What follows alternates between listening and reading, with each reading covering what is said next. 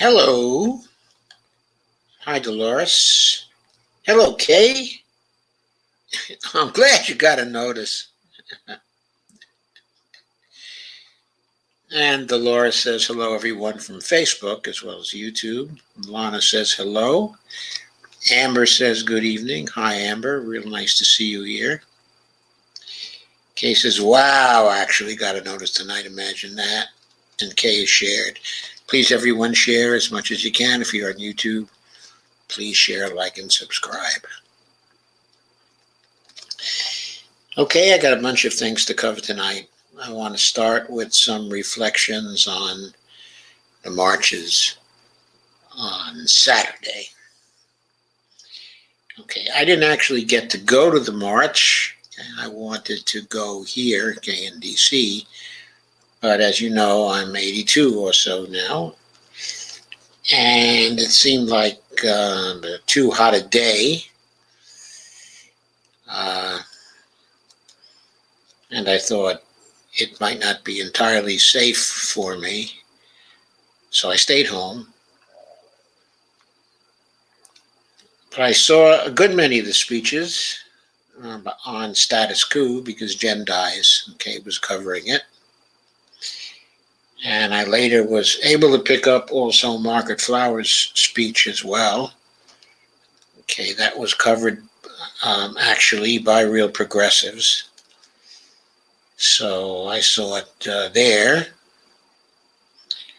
I thought the speeches at that march generally really great speeches.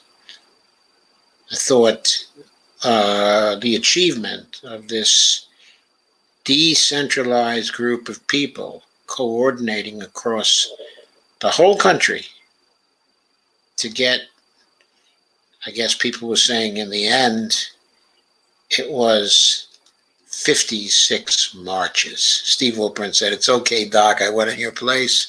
Thank you, Steve.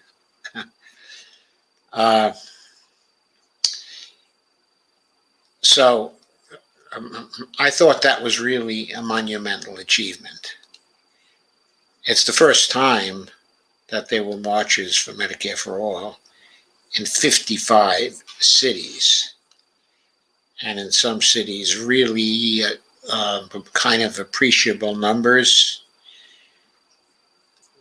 I don't think the numbers here in DC were that large, but the speeches were generally very, very high quality. And Marianne Williamson brought down the house, at the end.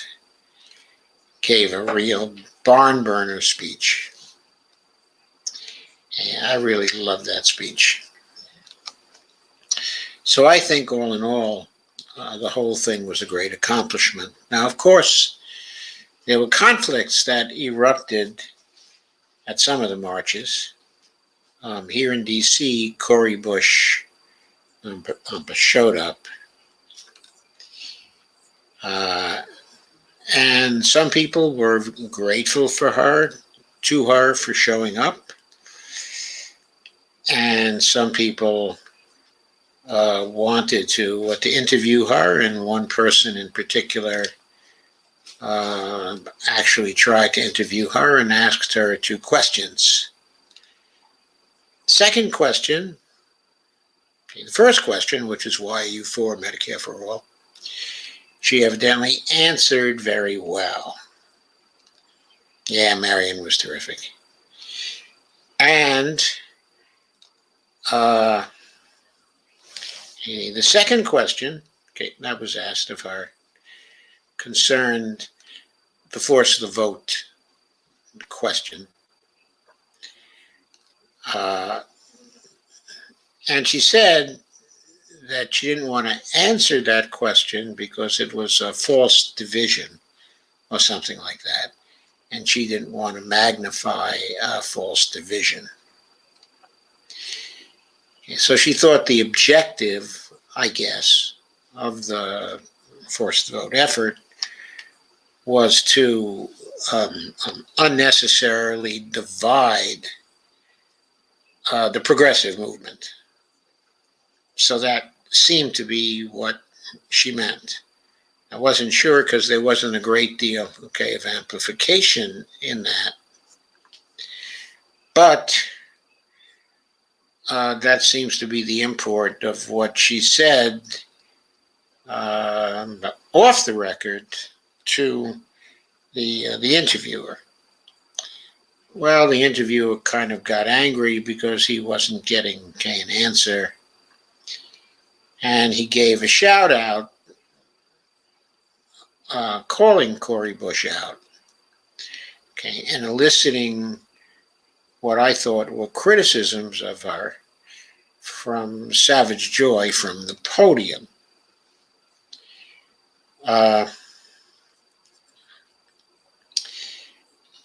I watched a video by Frank Analysis, who really liked the action the interviewer had taken, and thought that it really illustrated what you should do to point out when people are being fraudulent, and to point out the difference between people who are really with you when it comes to Medicare for All and people who are not with you because they're being they're being really fraudulent. And so Frank Analysis really loved what happened. And he loved the fact that the interviewer spoke out. Okay. I had a number of reflections on that. And the first reflection, I had was that the Force the Vote effort, in January, the way it went as a Twitter movement was hashtag Force the Vote, hashtag Medicare for All. Okay? So it was about forcing the vote, trying to get the squad, or the progressives, to withhold their votes from Nancy Pelosi, and to negotiate with Nancy Pelosi for a floor vote for Medicare for All.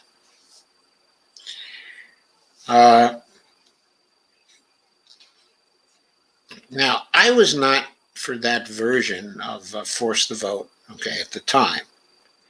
I felt at that time, and I feel now, that what was being asked for at that time was insufficient, that there was poor strategy behind the Force the Vote campaign. Now, I myself was for a Force the Vote campaign, but my version of it was that what the squad should have done was to withhold votes from Nancy Pelosi on January 3rd. Withhold the votes round after round after round until Nancy Pelosi withdrew her candidacy from the speakership. It seemed clear to me the squad had the votes to do that. They had the votes to block Kevin McCarthy as well. So they held the balance of power. Within their hands was the power to elect a speaker. Not any speaker.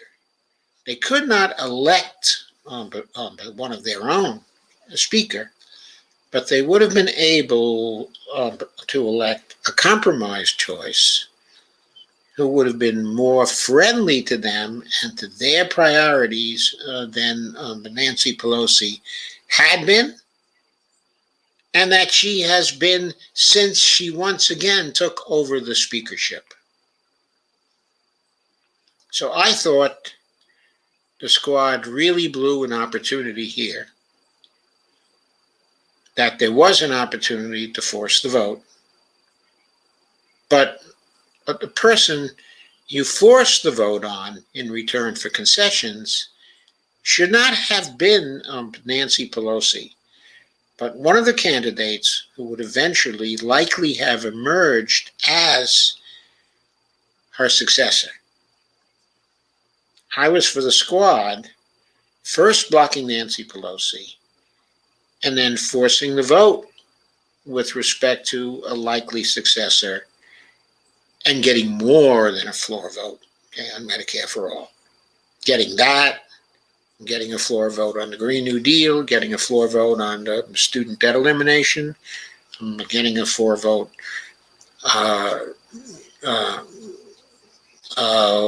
with respect to waiving the minimum wage, getting a number of floor votes. Also, rules changes that would have changed the power structure in the House, and that also would have gotten rid of pay-go in the House. And not only rules changes and floor votes, okay, but also good committee assignments for the squad and for the progressives. Okay?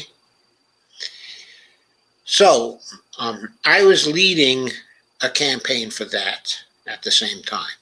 My campaign was drowned out by Jimmy Dore's campaign. It seemed to me that my campaign might have had a chance of persuading the squad to actually force the vote, because the benefits that the squad would have gained by forcing the vote would have been far more than just a Medicare for All floor vote. They would have really increased their power in the House. They could have done a lot more for ourselves, okay, a lot more towards keeping their promises, and a lot more for themselves as well. It would have been a win-win-win all around. So they might have gone for that. Okay, but instead, there were very conflictful interactions, okay, at the time, charges of them selling out, of course, and basically the progressives shut down and would not actually discuss the matter. That's been their attitude since that time. Okay, when I say the progressives, of course, I mean the progressives in the squad. So since then, they've been refusing to discuss the vote effort. Okay, I think that has done damage to the unity of the progressive movement, where our key representatives in Congress have grown away from their base. For me, this was a question of accountability. Now, I think for frank analysis, it was a question of accountability too. That what he thought the interviewer was trying to do was to hold Cori Bush accountable. So he's for accountability too. I'm for accountability too. I think the attitude of the squad in relation to force the vote, okay, and in relation to the whole movement to have Medicare for All march in 56 cities was one of not communicating with either of the movements there to explain why they didn't want to support the march, okay, the marches, and why they didn't want to support but force the vote. They never really came out and explained to people. One dimension of accountability is that you go out there and you be honest with people and you explain your reasons. I think the squad, since that time, and maybe before then, has not been showing that kind of accountability. And is that kind of accountability that keeps the leadership of a movement in government in sync with the base of the movement. I think the squad has allowed the base to begin to drift away because the base has been getting a feeling of betrayal from the squad because the squad will not honestly communicate. I think that's what they have to start to do. I also believe if they do not begin to honestly communicate, they're going to feel it in their pocketbooks. They're going to feel it when it comes to donations. And I think that's bad because they need the continued financial support of the community. I think they could get that financial support, but they have to be honest about their reasoning and what they are working towards and what their plans are. Now, let's put this in the context of this article from Counterpunch, which was about the run-up to the marches. Let me share that for you.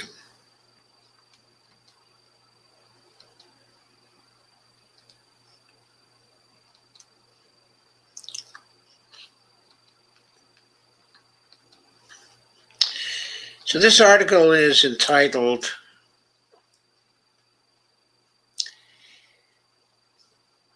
The Left's Curious Silence About the Medicare for All demonstrations, and it was by Seamus Cook on July 16th. It's been out there for a while already. He talks about the coming march in 40 plus cities on July 24th. And he talks about that kind of event would normally be enthusiastically supported by all sections of the left. Certainly by the members of the left in Congress, I think.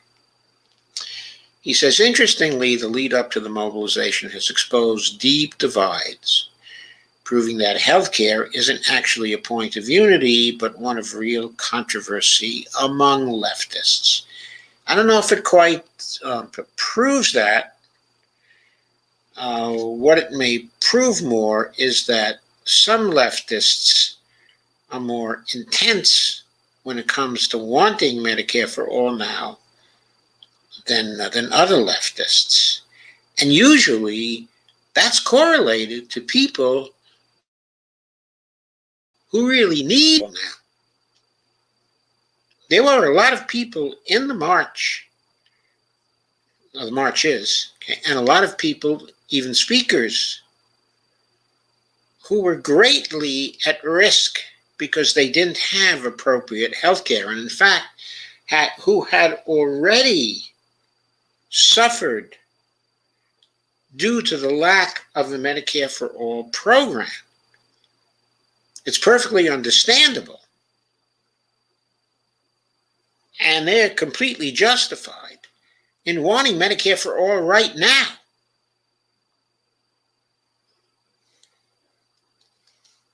It's really personal with them.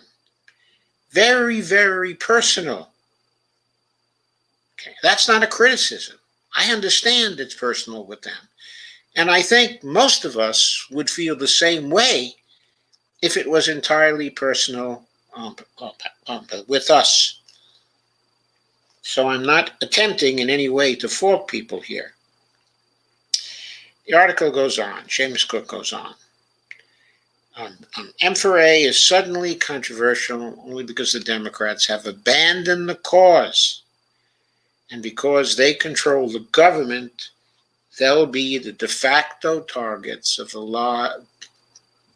July 24th demonstrations. And that was true. How could that not be the case? It was clear from the drift of politics since Joe Biden has taken over as president that there was too much in the way of Medicare for all. Too much. Who was the too much? Well, for one, Joe Biden, of course, saying if it crossed his desk, he would veto it. Then there's Nancy Pelosi, who has told us we will never get Medicare for all. Then there's Chuck Schumer, who, while not being so vocal on this, has never supported Medicare for all himself. But there was also the drift of political movements in Washington since Joe Biden has taken over.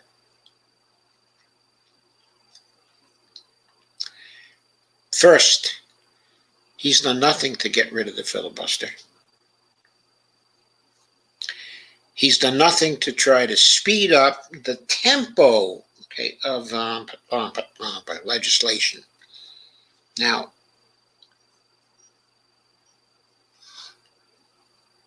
he forced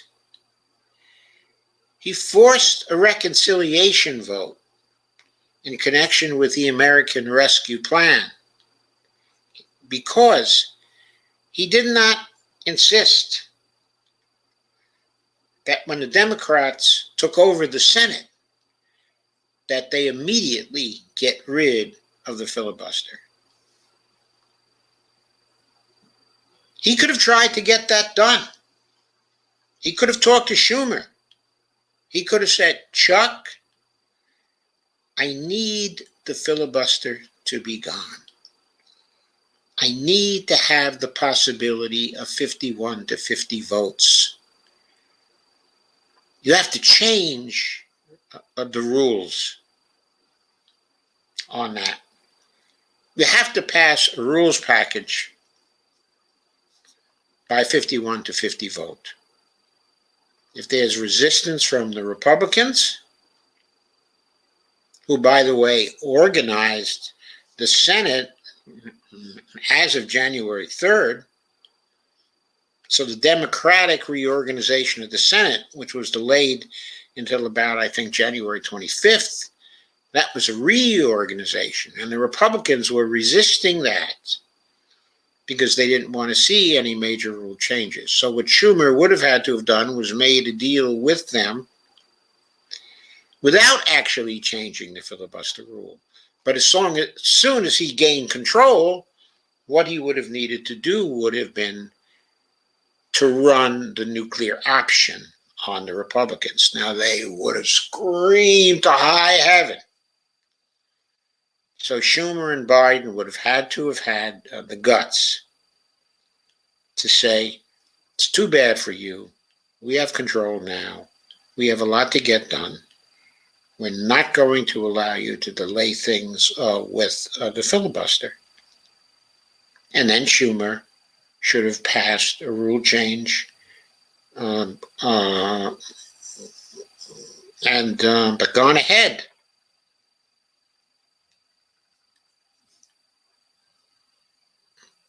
So that was not done. So Biden turned to reconciliation to get things through. But instead of allowing reconciliation to proceed and allowing all of the parts that the House had passed to be in the reconciliation bill, including the measure for a $15 an hour minimum wage,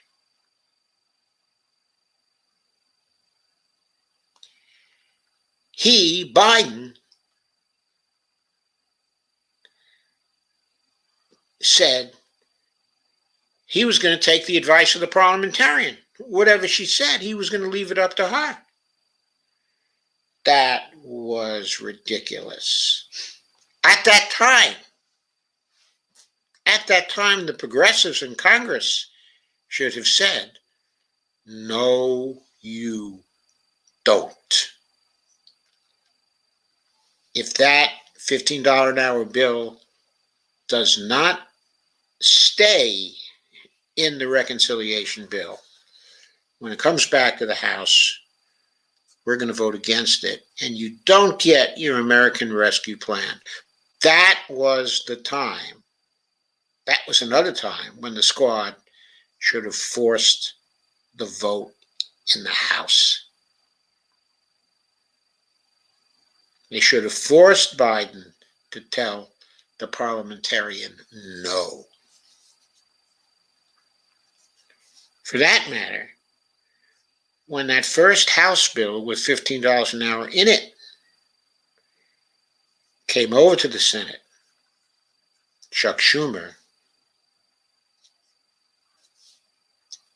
should have put his foot down and not taken the advice of the parliamentarian. He should have said to Biden, I'm sorry, Joe, I'm sorry, Mr. President, we're not taking the advice of the parliamentarian.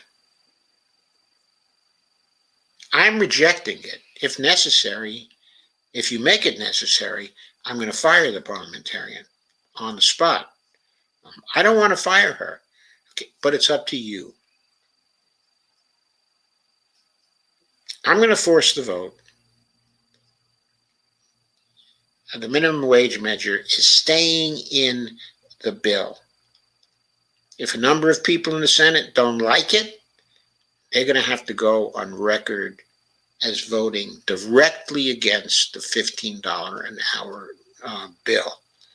It's voting against the whole reconciliation bill because they didn't like the $15 an hour. I'm putting it on the floor that way. I'm not changing it first. I'm putting it on the floor. I don't think anybody's going to dare vote against it. I think it's going to come out with a 50-50 vote. At that point, it's not going to be up to the parliamentarian. It's going to be up to Kamala Harris, okay, to decide whether she is voting for it, okay, or voting against it. If she votes against it, then everybody is going to know that you directly nixed the $15 an hour minimum wage. That you did it, not that the parliamentarian did it. Because Harris, of course, will be acting under orders from you here, and everybody will know about it. Schumer should have done that. But let's say Schumer was unwilling to. Then Bernie should have said to Schumer, this bill will not get my vote if you take the $15 an hour out of it. $15 an hour has to be in it. That's what Bernie should have said to Schumer. If not, I'm going to vote against it. I'm going to defeat it. He should have played that kind of hardball. Then the American Rescue Plan would have been passed with the $15 an hour in it and all the rest of it as well. And the pattern would have been set. It would have been an entirely different session. Here we are at the end of July, and the only thing passed is the American Rescue Plan without the $15 an hour in it. That's because of the strategy of negotiation and all the delays that Joe Biden allowed to happen, that he and Schumer allowed to happen. Now they're supposedly rushing towards some version of the American Jobs Plan, with two infrastructure bills.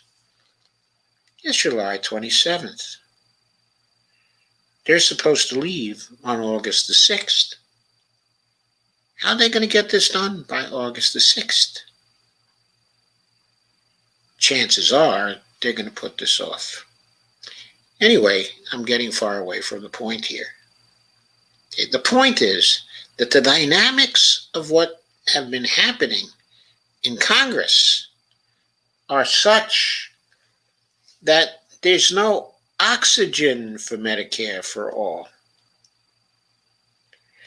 Where the progressives in the House are on this, and where the progressives in the Senate are on this, is that even though they promised Medicare for all, they campaigned on it, and even though they're undoubtedly for it, there are a lot of other things they are for too. And a lot of those things are going to be in the reconciliation bill if they have their way. Right now, they're laser focused on getting through the reconciliation bill. Why is that the case now? It's directly traceable to the fact that the filibuster was not gotten rid of using the nuclear option at the end of January. Once you get rid of the filibuster, you don't have to pass these giant reconciliation bills. They go by the board. You can pass anything you want by 51 to 50. You can pass a bunch of individual bills. You can put up a bunch of individual bills. There's room to introduce a Medicare for All bill and to pass one in the House. If the squad had acted to get rid of Nancy Pelosi on January 3rd, they could have had someone much more friendly to Medicare for All that would have passed a Medicare for All bill through the House. But given the dynamic that has gone on for the last 6 to 7 months, you can see that it's quite true that for the moment, for the present, that the Congressional Progressive Caucus, including the squad, has given up on Medicare for All. They're desperate to pass a very good reconciliation bill that gives people a lot. And also, they're desperate to focus attention on the voting rights bills to prevent the coup d'etat which the Republicans are trying to arrange for 2022. It's basically a coup d'etat, destroying democratic elections here in the United States. If they pass what they're trying to pass, there won't be any possibility for the Democrats to win. There won't be any possibility for the Democrats to win again without a revolution in the United States. They've got to pass the voting rights bills. And again, why is it so difficult to pass them? Because they didn't get rid of the filibuster at the end of January. Because Biden wanted to maintain the old norms of the Senate that he knew and he was familiar with and he loved, and all this nonsense. We can trace it all back to the fact they didn't get rid of the filibuster real early. That's what they needed to do. It was apparent at the time. I said so at the time. I'm sure I said so. I did lots of anti-filibuster streams. So, because of that, okay, the dynamic in Washington, the political dynamic, the exchanges, the bargaining, the this and the that, hasn't left any space for Medicare for All, nor will it leave any space for Medicare for All until these other matters are disposed of. The American Jobs Plan, the American Families Plan, and also the voting rights bills.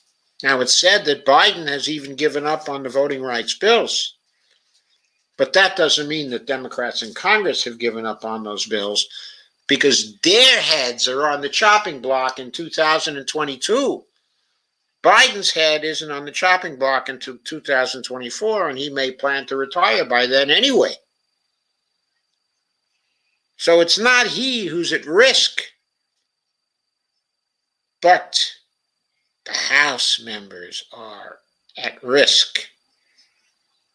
They're not going to give up on passing the voting rights bills, but that becomes more and more important to them because it's about their survival in the Congress. So, they've been very quiet about Medicare for All. And organizations that are clued into the current politics in Washington.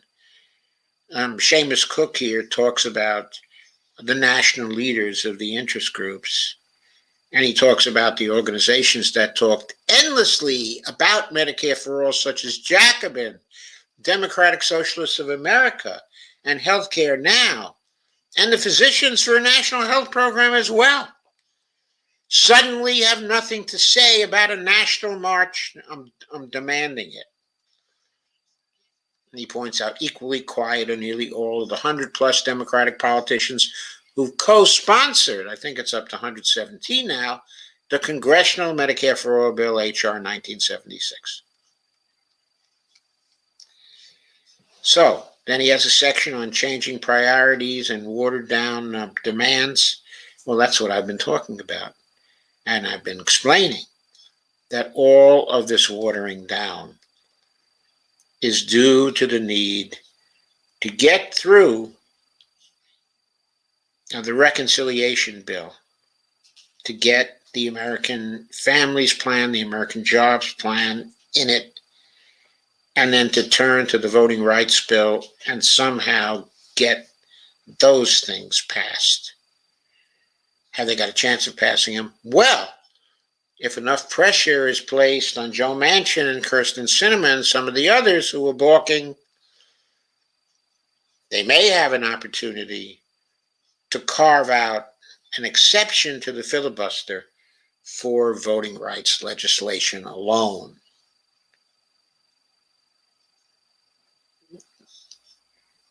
I think the House can pressure them to do that. The House can pressure them to do that if they don't pass anything until something like that is done.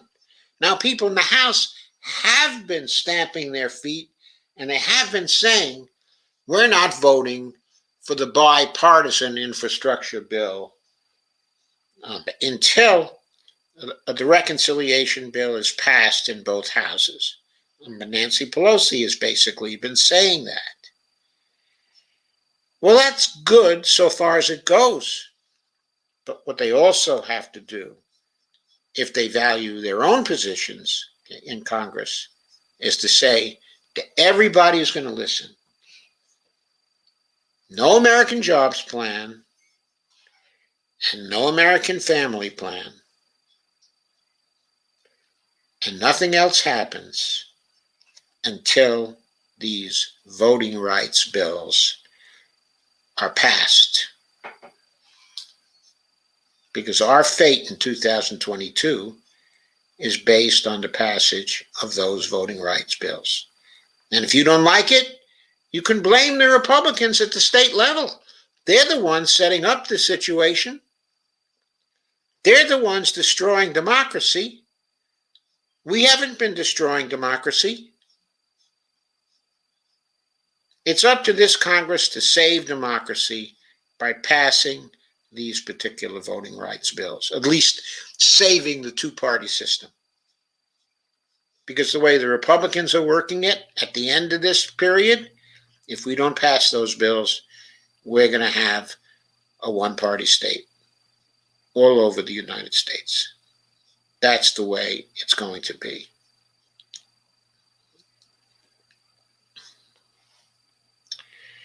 So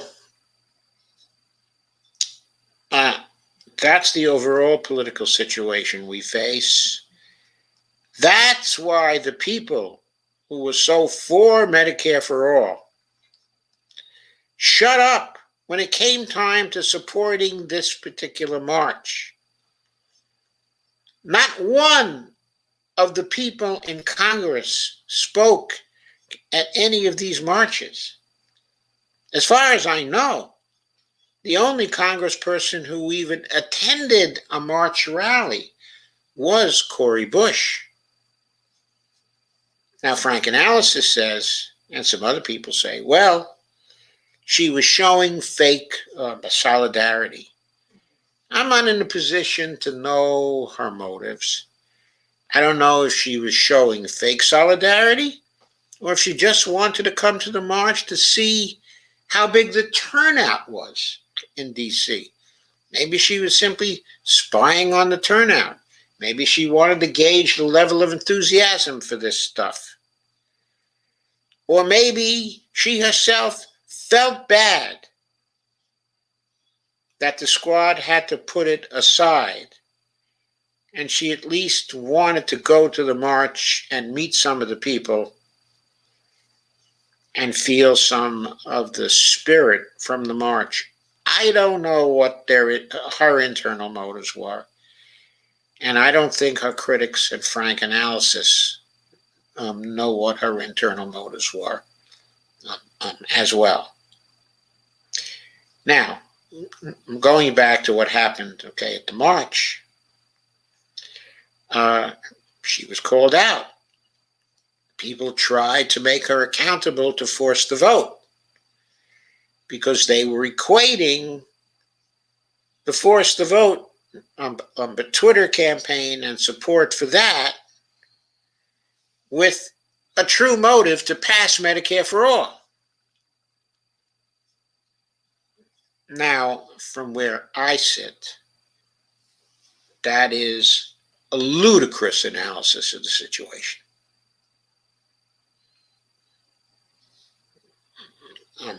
I'm not in the business of saying that the force the vote thing, that its purpose was to manufacture division, that it was somehow false division. I'm not saying that. To me, it seemed like the force the vote people were doing what they thought might be effective in getting the squad to use its power to act as a bloc. And I was as much for that, as they were.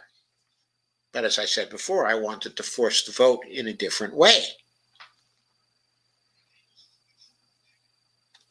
But I would never equate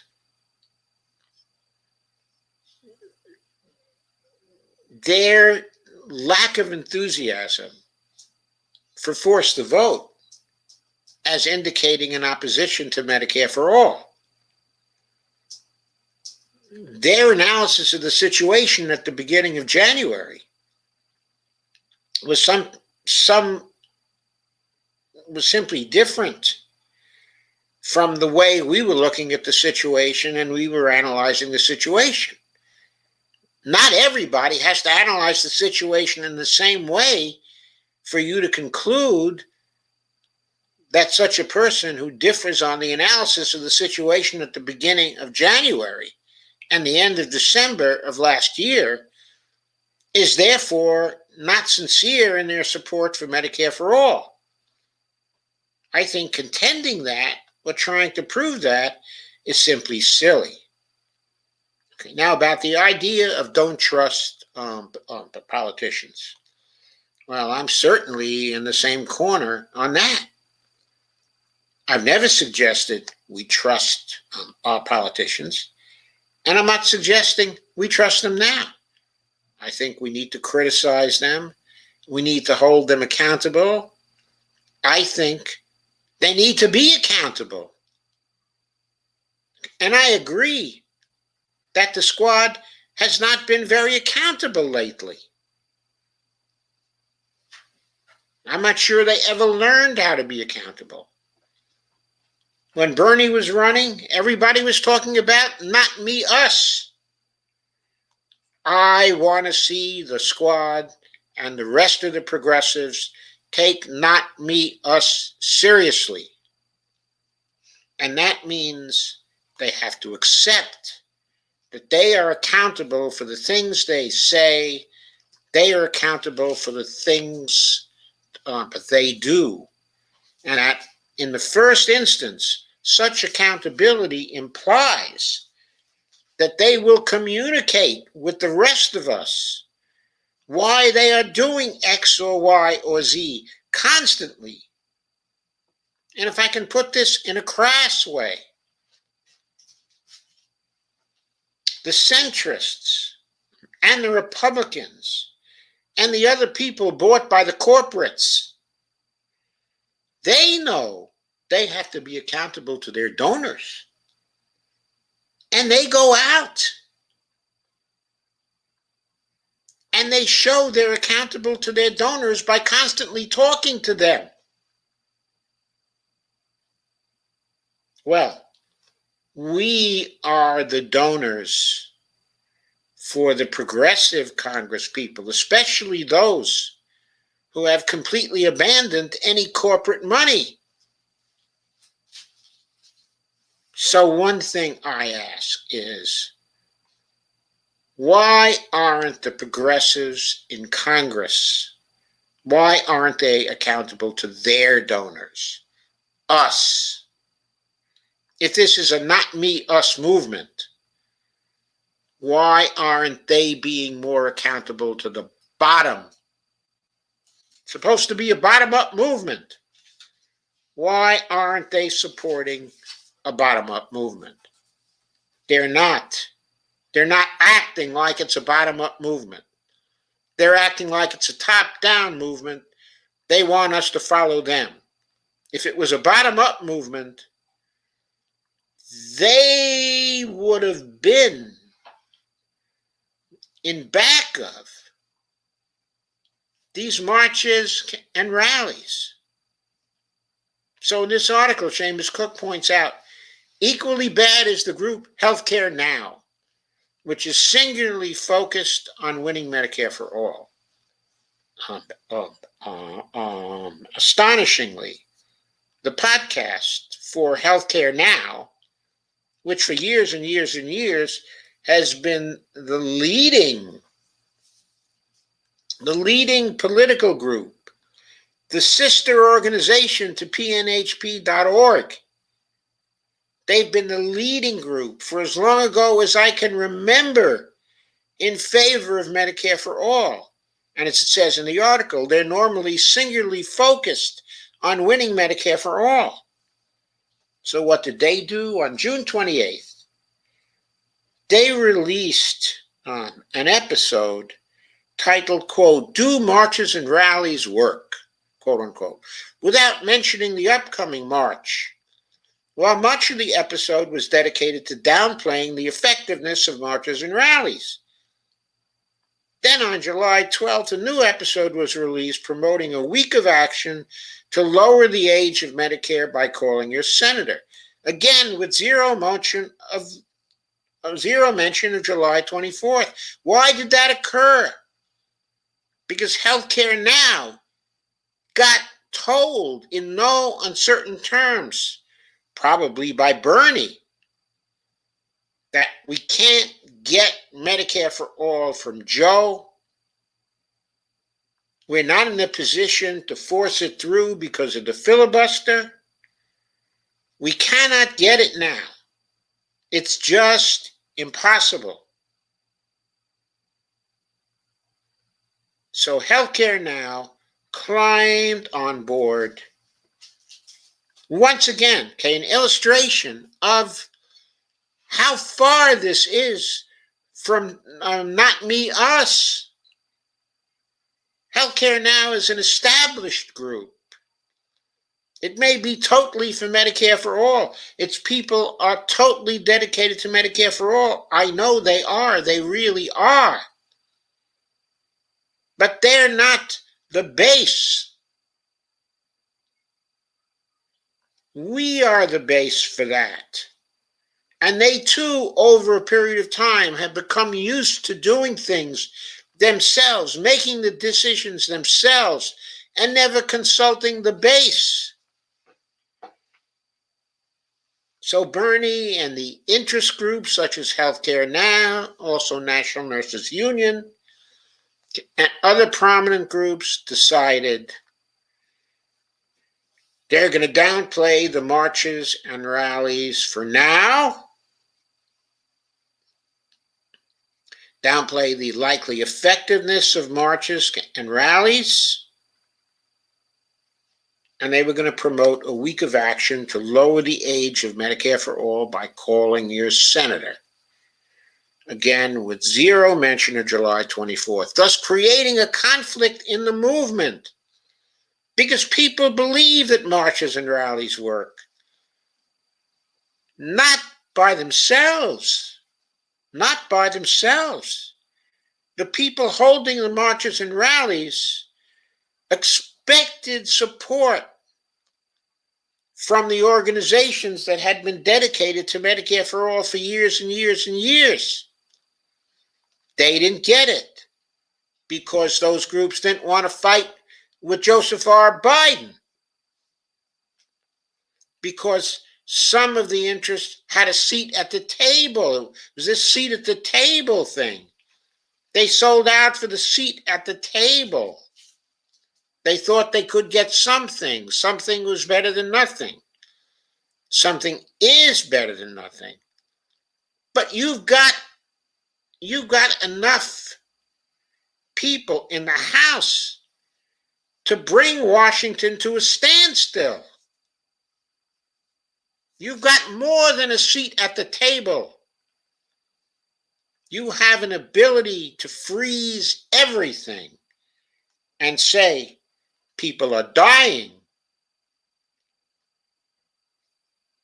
If Medicare for all is not passed now in the middle of a pandemic, nothing gets done. This is an emergency situation. People have been dying for years and years and years, and now they're dying in much greater numbers. The Delta variant is coming. We may have a runaway situation once again. People have to be covered. They have to be covered now. Joe Biden can always use Section 1881A of the Social Security Act. Washington needs to be shut down until actions like that are taken by the federal government. They could have done that. Instead, they backed off, and they are due great criticism for backing off and great criticism for not backing this march. Democratic Socialists of America, too. Screw them. They betrayed the reason why we need Medicare for all now more than ever. At this time, we need Medicare for all. They had no right to do that without consulting us. We are their base. It's not me, us. They've got to start to believe in not me, us. We have to make them believe in not me, us. The way we make them believe in not me, us is by telling them no. It's also by holding marches that they're not leading, that they have no part of. I'll tell you something else. After this march, the various leaders across the country proved they could come together and put together a national march in 56 cities. Guess what? They should do the same next year on the anniversary of Medicare for All. There's another movement afoot now to have general strike on October 15th. By all means, let's support that. We need to teach the people in the institutions, not just the government institutions, the private institutional nonprofit structure, need to teach people in the unions that a not me us movement means us and not only them, that they have to consult us, they have to bring us along, they have to communicate on a daily basis with us. If they're not willing to do that, we have to persuade them nothing is going to get done, because we're going to keep on electing people to Congress until we find those people who are going to say no and will bring the whole system to a screeching halt until the things we consider necessary get passed. The first thing is Medicare for all. The second thing is the threat to our overall existence, the Green New Deal. Why does Medicare for all come first? Because people are dying now in great numbers from the lack of Medicare for all. That has to stop. There's a little more time than that to handle a climate emergency. Not much more, but a little more. So, those are my thoughts on the march and the implications of the march.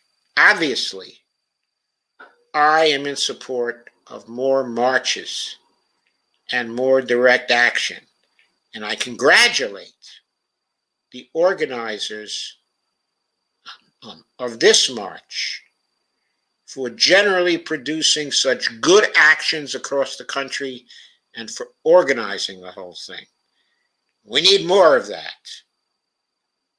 And we need the people in the institutions who purport to be leaders themselves to understand that it's not about them. It's about us. And they have to communicate with us. They have to consult us. They have to make sure they bring us along. They don't get to say, oh, we're abandoning Medicare for all for this year because Joe Biden doesn't like it, Nancy Pelosi doesn't like it, and the way things are going in Congress, there doesn't seem to be any oxygen for it. So we are abandoning it for all of this year. We're sorry. We're going to do as best we can. They don't get to make decisions like that and do that without bringing us along if they can. If they can't bring us along, they're going to have to come along with us and freeze everything and support freezing everything and create general strikes if necessary in order to get these simple, necessary things done that we need to have done. That's what I think.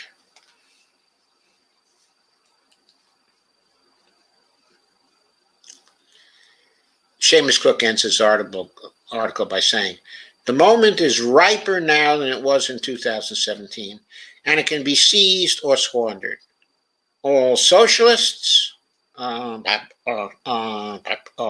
progressives, and unionists should be promoting July 24th, while future mobilizations should be considered to keep the fire hot. Well, that didn't happen. That didn't happen. A lot of our people were missing in action. Disproportionately, the people who had some power. We have to see that they're not missing in action in the future.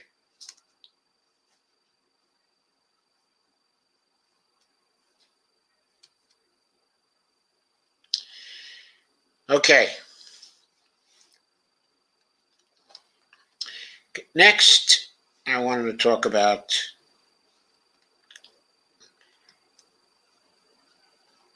the variants. Pretty good piece appeared in the week. What does the Delta variants mean for the fully vaccinated? It was done by Peter Weber on July 24th.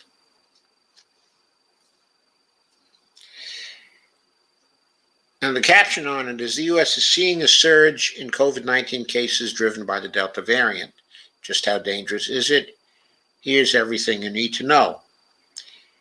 What is the Delta variant? Delta variant of SARS-CoV-2, the coronavirus that causes COVID-19, was first identified in India in December of 2020. After ravaging India and sweeping through Great Britain, the Delta variant is now the dominant strain in the United States, accounting for more than 83% of COVID-19 infections. Is Delta more dangerous?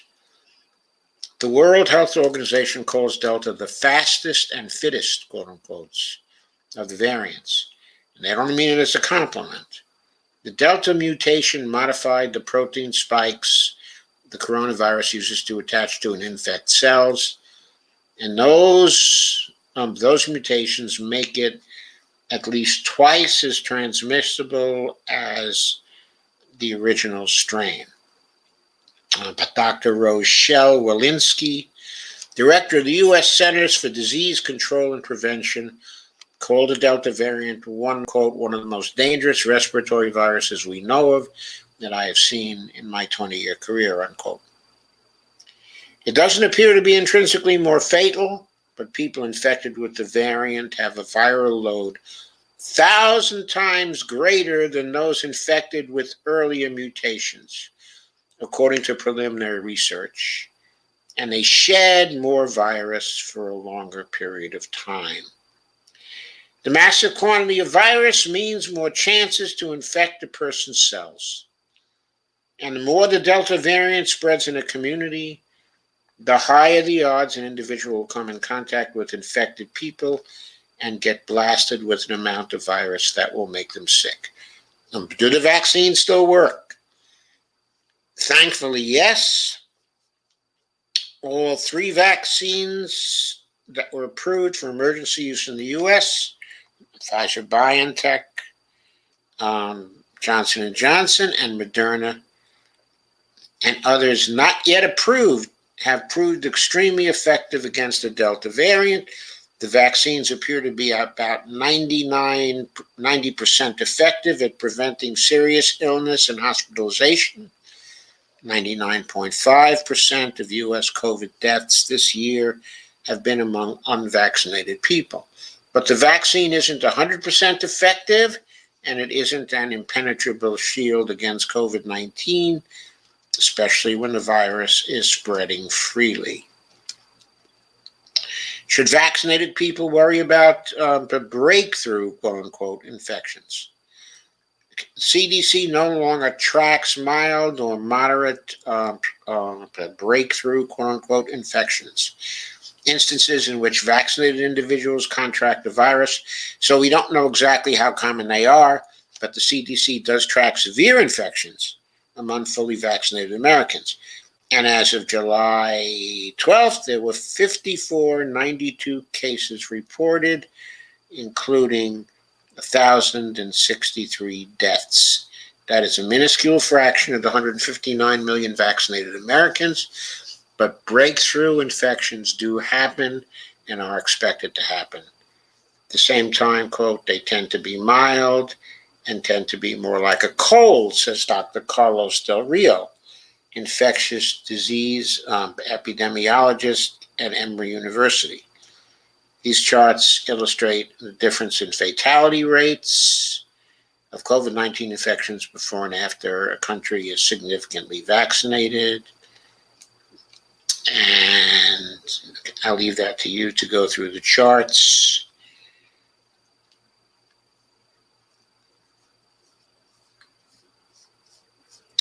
One tweet from John Byrne Murdoch says, here's another version zooming in on the last few months.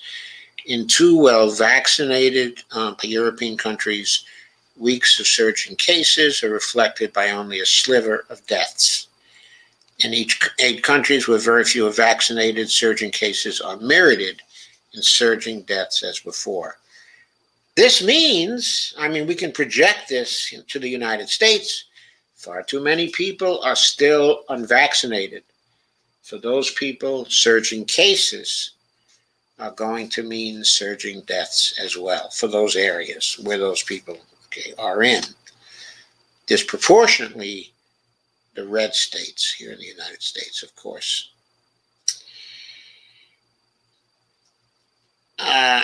Dr. Paul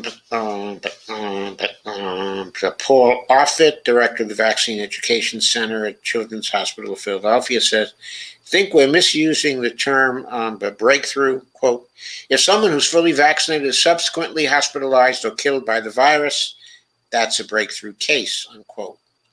But in the overwhelming majority of cases, quote again, the vaccine is still doing what it's designed to do, keep people out of the hospital and out of the morgue. Should vaccinated people wear masks? Well, evidently the CDC has let it leak that they're about to announce return to a mask mandate, or at least to a recommendation that people ought to be wearing masks, certainly whenever they go indoors.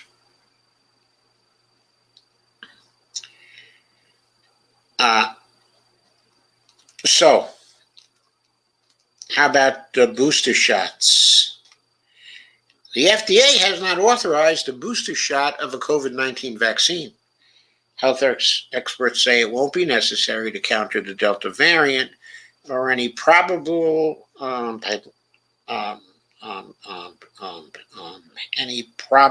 mutations in the near future.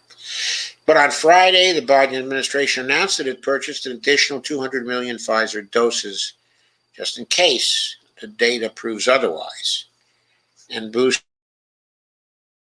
become necessary in spring. The CDC advisory panel has expressed some support, essentially preliminary support, for giving booster shots to some immunocompromised Americans. If a future variant thwarts the current vaccines, a new booster vaccination may be needed. Is that likely to happen? I don't think people really know. I don't think we know. People have begun talking about a Lambda variant already, and it's going into various places. We do not know yet whether that's going to be as dangerous as the Delta variant. But of course, the longer much of the world remains unvaccinated, the more trouble we're going to have. The more threats from the virus are going to keep on recurring.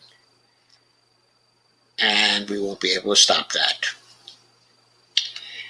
On the filibuster itself, there's a bit of interesting news, and that is that the Reverend Barber has taken his campaign, and also Jesse Jackson, to Kyrsten Sinema's office in Arizona. Jesse Jackson, William Barber, among dozens arrested while demanding filibuster repeal outside Sinema's office. Her office in Arizona.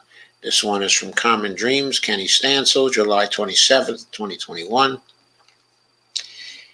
39 people, including civil rights champions, the Reverends Jesse Jackson and William J. Barber II, were arrested Monday during a sit-in outside the Phoenix office of Senator Kyrsten Sinema, a conservative Democrat whose opposition to filibuster reform is enabling Senate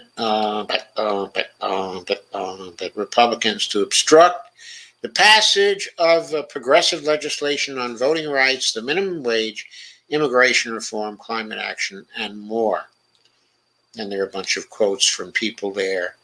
But what is notable here is that This is part of a monitoring effort organized by the Poor People's Campaign. And the fight was brought by Reverend Barber and by Jesse Jackson to her doorstep in the state of Arizona.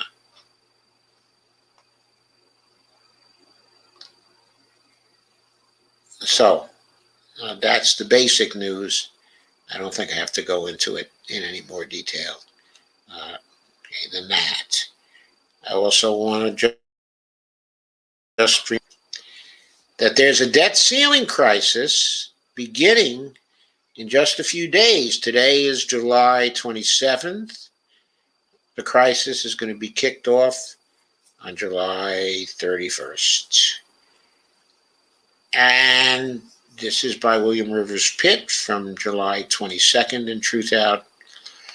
If you enjoy the sound of gears grinding, the sight of brazen insurrectionists playing the hurt bird, this week on Capitol Hill is at the top of your menu. It's got everything. Traitors running amok, Democrats actually acting like they have the majority. Don't go too far with that, Pitt. And Republicans threatening to take the global economy hostage again because it's all they know how to do. Chuck Schumer on Wednesday rammed through a vote to open debate on the portion of President Biden's infrastructure plan that cannot be passed by way of reconciliation. And predictably, the vote was hamstrung by a GOP filibuster and lost by 51 to 49. Schumer himself voted against it in the end, but only because doing so allows him to bring the measure up for another vote. So the actual vote was 50 to 49 against.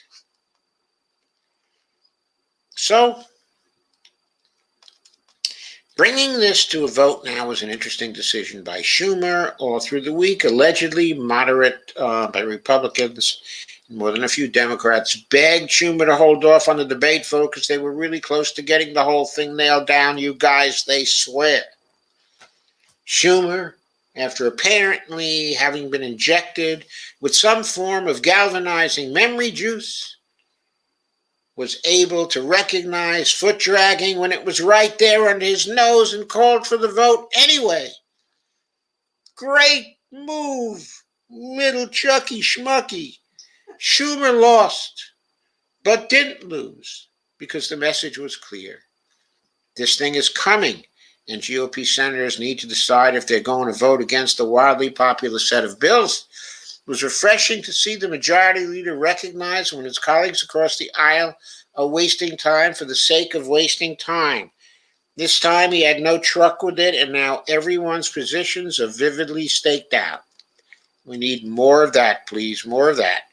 No significant indication that Republicans were wasting time deliberately because they have few moves left is the fact they made all sorts of conciliatory, quote, we'll get this done soon, unquote, noises after the debate vote failed. If they had, by the way, they were supposed to have gotten it all done by this Monday. Did they get it done? I mean, this past Monday. That was yesterday, July 26th. Did they get it done?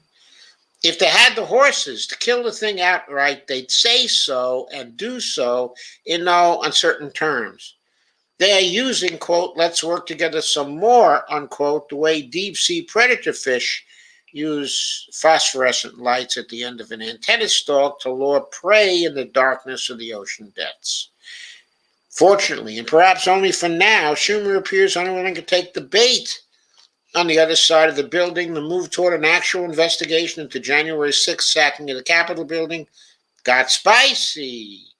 Kevin McCarthy coughed up 5 Republican names for the committee, including 2 terrible Jims, Jim Jordan and Jim Banks. Jordan in particular was an execrable pick, a technicolor FU to Speaker Pelosi, and the whole notion of an actual investigation. So Pelosi responded with her own FU by chopping Banks and Jordan off McCarthy's list, at which point Kevin McCarthy had a tantrum and pulled every Republican from the panel. We will run our own investigation, he said. Well, not every Republican, because Adam Kinzinger and also Liz Cheney are going to serve on the panel, are serving on the panel right now. It's going on. It's convened already. The mainstream press responded to this with entirely predictable, quote, "Oh no's, bipartisanship," unquote, noises.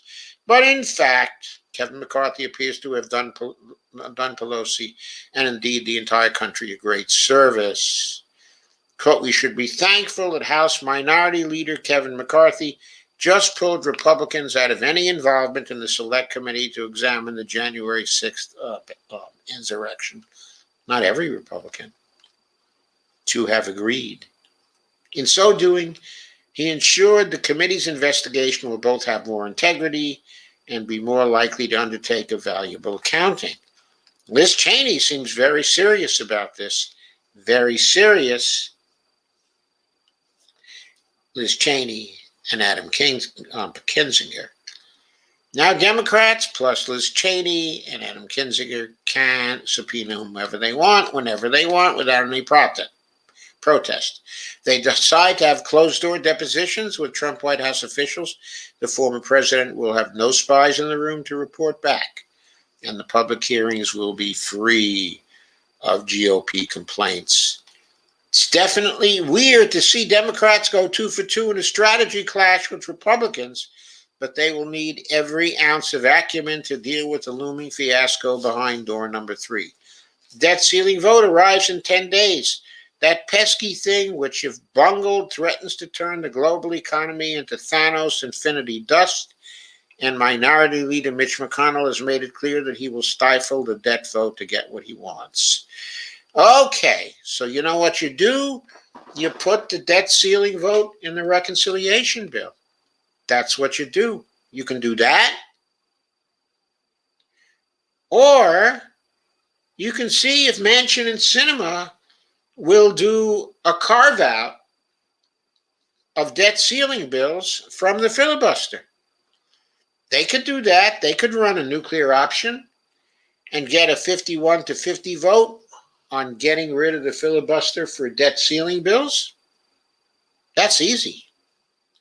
That should be easy. I don't even see why Sinema and Manchin and the others would oppose that. Hell,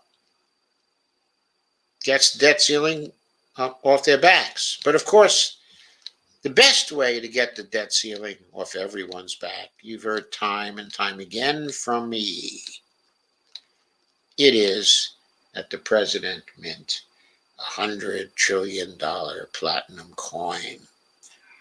Get it minted by the mint, have the mint deposit it in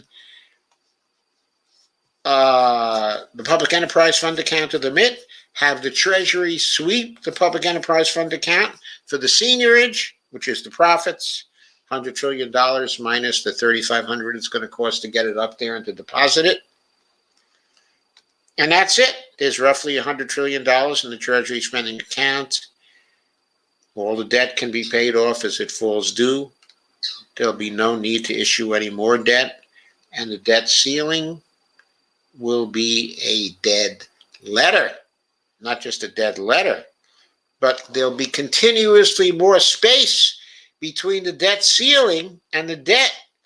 Within 6 months, there'll be $7 trillion worth of ceiling, roughly, because $7 trillion of debt is going to be paid off within 7 months.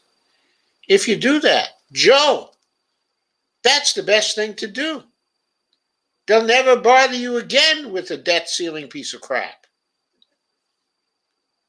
So Mitch McConnell and Lindsey Graham have signaled they will turn the national and global economies into a garbage fire, dumpster fire, if they don't like the lay of things. Biden and Schumer are going to have to summon heretofore unheard of levels of resolve to call this incredibly reckless bluff, which they must do. If they don't, all of this will come to nothing. Yes, they must call their bluff, but the way to call their bluff again is mint the $100 trillion coin. Hashtag MMT. Hashtag MMT. Okay, folks, last piece.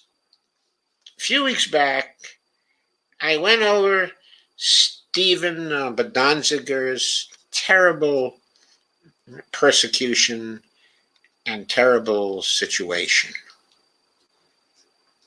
And let me share this last piece with you from Common Dreams, because Stephen Donziger was convicted of a number of counts of criminal contempt today, because he would not turn over the contents of his computer to the kangaroo court, to the prosecution, to a corporate prosecution, which was enabled by a judge farming out prosecutions to corporate lawyers who in other contexts were working for Chevron, the people who were trying to put Stephen Donziger in jail. The ruling by U.S. District Judge by Loretta Preska marks the latest development in a case that stems from Donziger's role in securing a historic multi-billion-dollar, that is $9 billion settlement against Chevron over the oil giant's devastating pollution of the Ecuadorian Amazon. Chevron has not paid any of the 2011 settlement. It's 10 years. It's 10 years, and they've been able to hold off payment of the settlement with their lawyers. That's how much power they have. They committed an ecocide. That company should be subject to the corporation death penalty for that. Their corporate charter should be lifted. While the Ecuadorian Supreme Court upheld the original settlement, Chevron has relentlessly pushed its fraud claims in U.S. court. 2014, a federal judge with connections to Chevron ruled, based on testimony for a witness who has since admitted to lying, that Donziger was guilty of a pattern of racketeering activity, a charge he denied. Isn't that quite similar to the Assange case, where a key witness just about a month ago announced that he had lied? Funny thing, all these witnesses the prosecution has, they've always got lying witnesses. Donziger was then ordered to turn over his cell phone and computer to Chevron when he appealed on the grounds that the devices contained client information. U.S. District Judge Lewis Kaplan hit the attorney with the criminal contempt charges that ultimately landed him under house arrest, where he has remained for more than 700 days.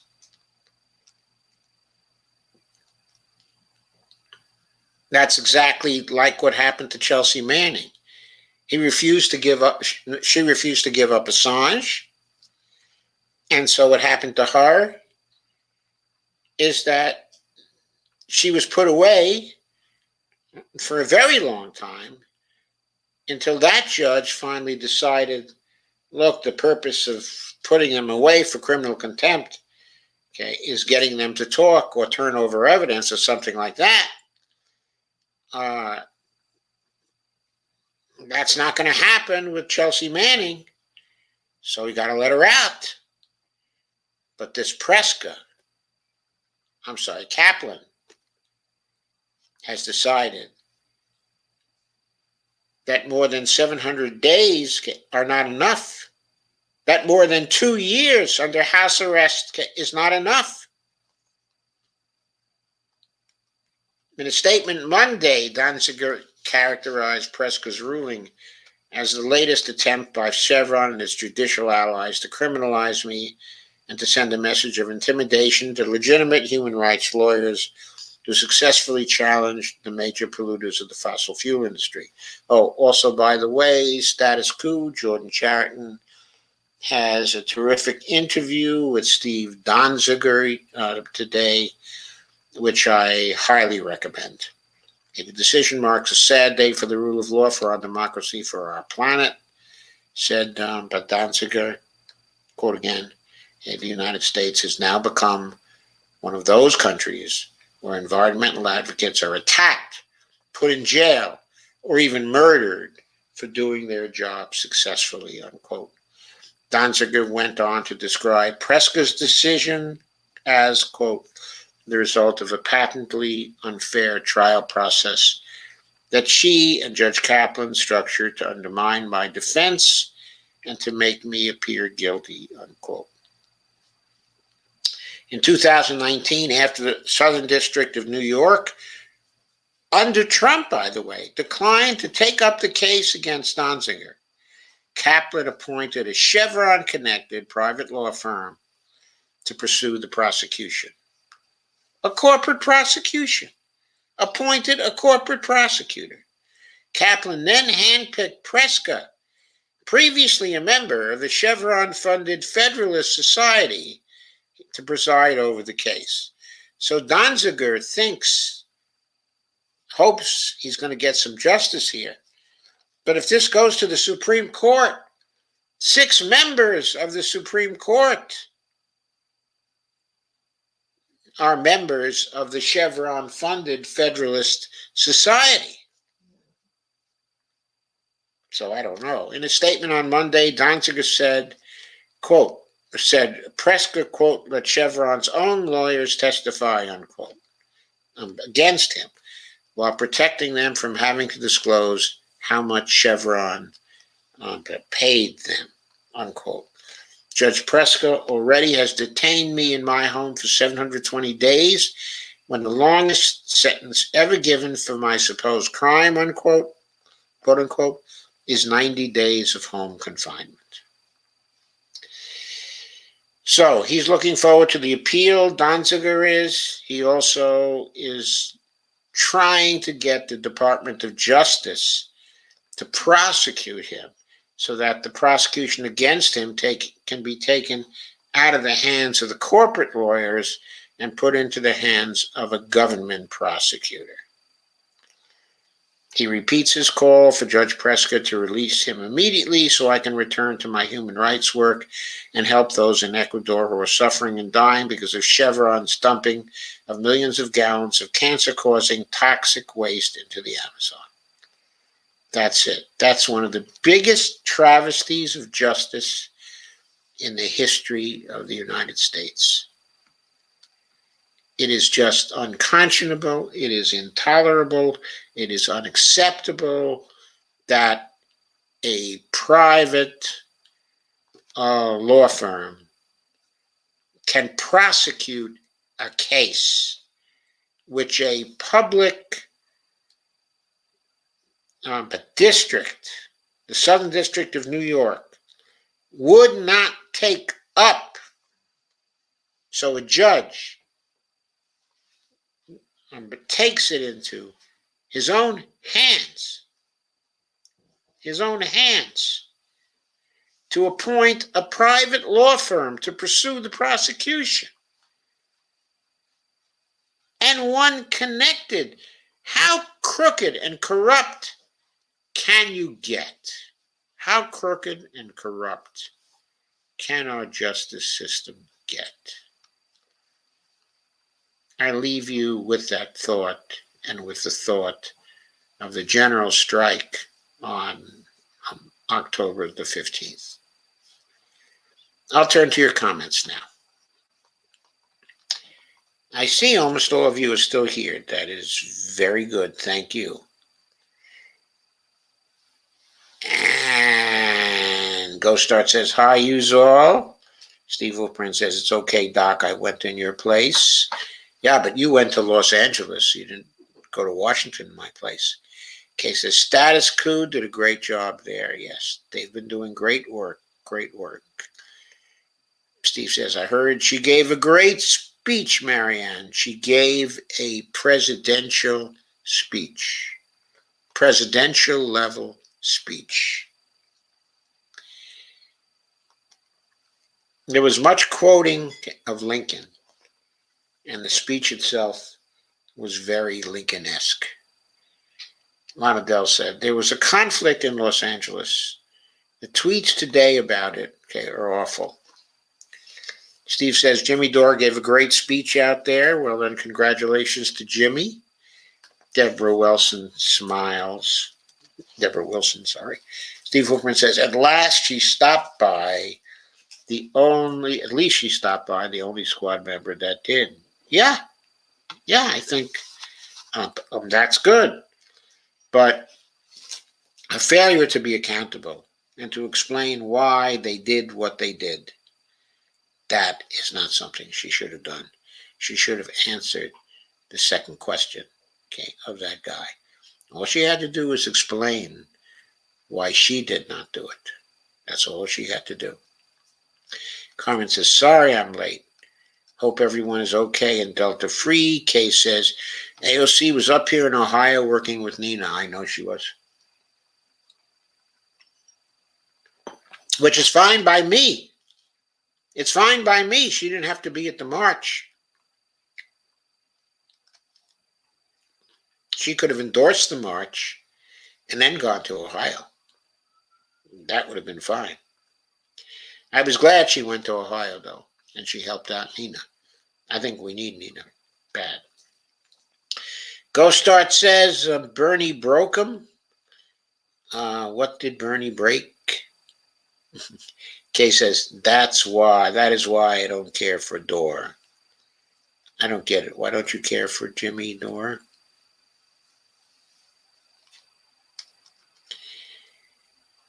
And Steve says, the squad have lost us, and Bernie as well. But maybe Nina can change it. I really don't know. Kay says, we need Nina badly. And vote for number 6 says, it's personal for me. Yeah. Well, to agree, it's personal for me, too. If it's Medicare for all, then my kids always have coverage. My grandkids always have coverage. And we have much greater and much better coverage for Bonnie and I. It would be far cheaper for us. It would be like getting a big increase in our Social Security payments. So it's personal for us too. Evelina says, I agree. There are different levels of intensity among the left rather than a divide regarding Medicare for all. Well, I think in the case of the Congress people, they have a lot of different things on their plate, a lot of different good things they can do for people. And they are reluctant to just say, freeze everything. Nothing passes, until Medicare for all passes. The problem is, if they want to get Medicare for all passed, that might be exactly what they have to do. That may be the only way to get Joe Biden's signature on the dotted line. Hold hostages. Hold hostages. Steve says, many thousands die every year for lack of medical insurance. Can anything be more important right now? Well, I think the management of COVID can be more important. The proper management of COVID, not the half-assed stuff we're still doing now. But part of proper management of COVID is getting people Medicare for all right now. So, I guess you're right, Steve. Can anything be more important right now? I don't think so. And vote for number 6 says, M4A is the main reason I have given up on America. Steve Wolfbrand says, the dividers we know are still trying to reform the party from within. Those who feel our only hope now is to take to the streets in direct action. I think the divide is some of that. But I think there are people trying to reform the party from within who are still very much for Medicare for All now. Okay, says Schumer and Biden are big disappointments to me. Actually, I expected this from Biden. Schumer is not as big a disappointment to me as I expected. Steve Wolfbrand says, what exactly does a parliamentarian do for 40 hours a week? They do research on constitutional questions, I think, and on questions relating to the rules of the Senate. They probably think up scenarios. They probably get ready to make decisions. Steve Wolfbrand says, Jimmy Dore was right. The squad could have taken the entire House hostage till they got some concessions. No, Jimmy Dore was wrong. The reason why he was wrong is because you cannot get concessions out of Nancy Pelosi that will stick with a knife at her throat. That can never happen, would never happen. If they had done that and gotten concessions out of her, she would have not only slipped out of those concessions, she would have punished them grievously. In this case, when you go at the Queen, you have to chop off her head. That's what Jimmy did not understand. He called for negotiations with her. He should have called for replacing her, should have called on the squad to replace her. He should have done what I did. He made a mistake. And I'm tired of people defending him, not recognizing his mistake. His strategy and tactics in that situation were stupid. They were stupid. Steve Wolfbrand said $2,000 became $1,400. Fuzzy math, yeah. Cases, the bipartisan bill is outsourcing to big corps. I know, that's a bunch of bullshit. Yeah, what they should do is get them to pass the reconciliation bill and then proceed. Well, what they should probably do is say, hey, we're not voting for the bipartisan bill. We're going to put it into the reconciliation bill. It's going to be a $4.1 trillion reconciliation bill, and we're going to force it through and let the Republicans vote against it if they want to. And then they take the privatization out. Cases, we already had way too much privatization in this country, absolutely.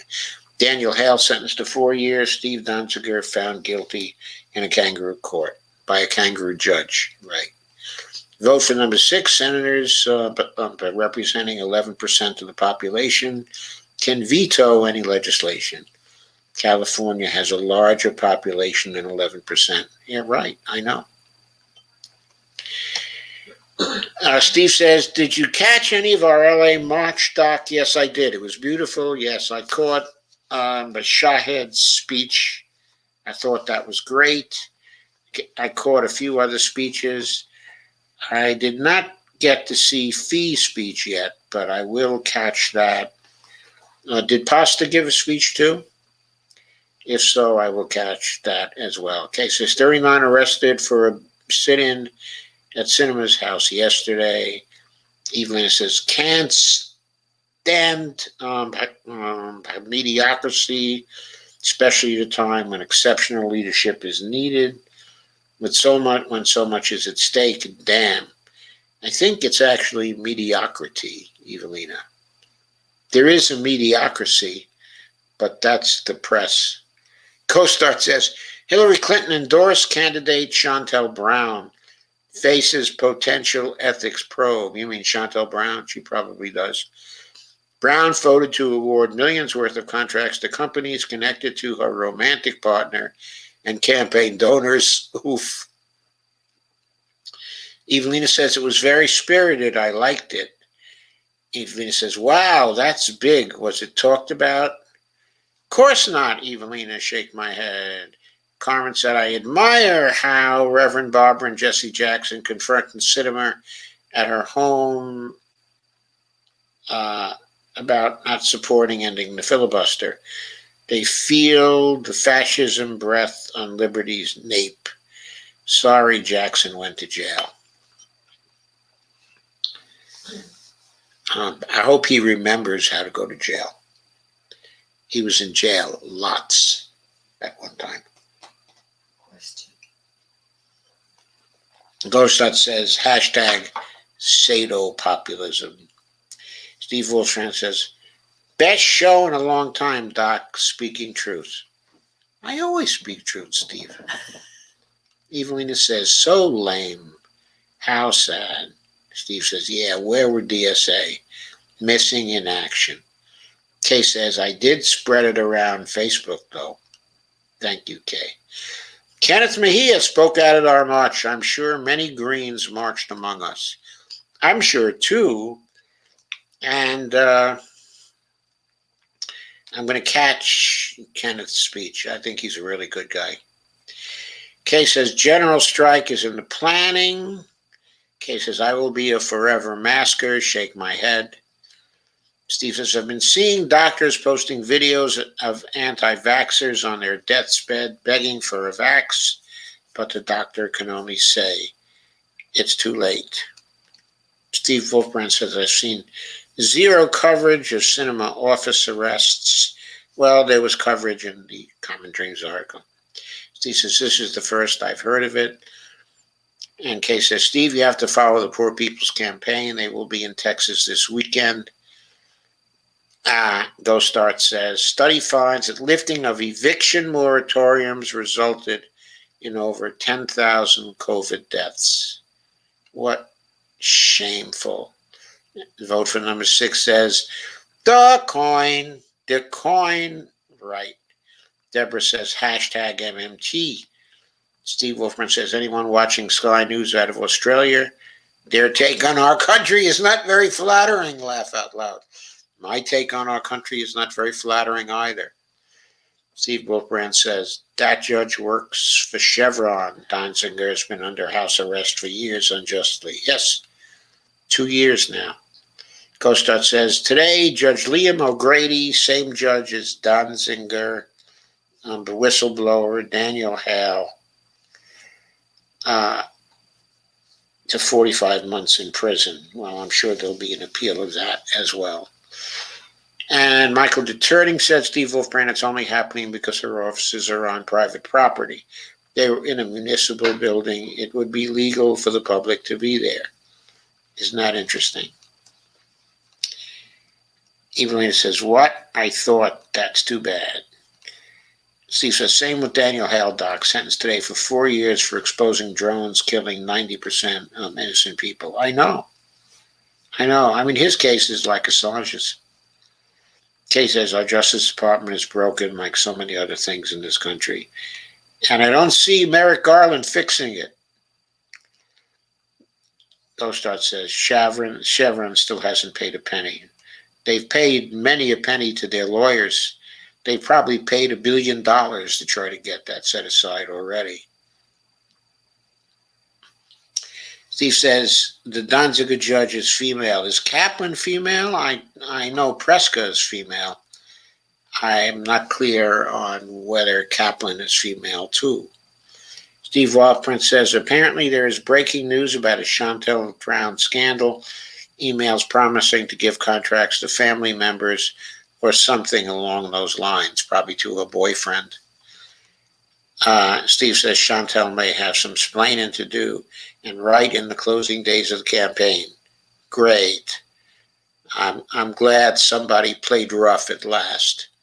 Kay says, I hope she gets busted before the election, Steve. Michael DeTurning says, but by the way, Michael, welcome to you. I'm glad you're here.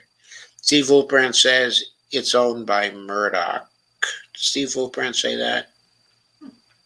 No, Michael DeTurning said to Steve Wolfbrand, it's owned by Murdoch. Kay says, I hope she gets busted before the election, Steve. Me too. Steve Wolfbrand said, They come right out and say that Biden is demented. Who said Biden was demented? Kay says Garland is a disappointment too. Steve Hooper says Pasta wasn't allowed to speak because he's not vaccinated, so he boycotted. Fee spoke but was cut off by management. The couch is pissed. It's a mini scandal. Why was she cut off by management? How did that happen? Anyway, thank you for coming, folks. I'm at the end of the evening now. I've gotten through all your comments. Tomorrow, I will have a guest I'm interviewing. My guest will be Indy Left, a rising publisher in the progressive field, and my estimation, a pretty brilliant guy. I think that's going to be a terrific conversation. So please do come tomorrow. It's going to be a really good conversation. And by the way, I'll soon be announcing a very interesting interview for Saturday, as well. We'll have some more news and news analysis on Thursday. I'm sure there'll be a good deal of news analysis in the interview with Indy Left as well. Independent Left, actually, to be formal about it. Independent Left. So, Ghost Start says, PSA, Blinken has ties to Mossad and Epstein. Oh, that's all we need. Epstein. And Dolores Pierce says, sounds great. Kay says, thank you, Joe, and everybody, for another great discussion. I love you all. We love you too, Kay. So good night, everybody.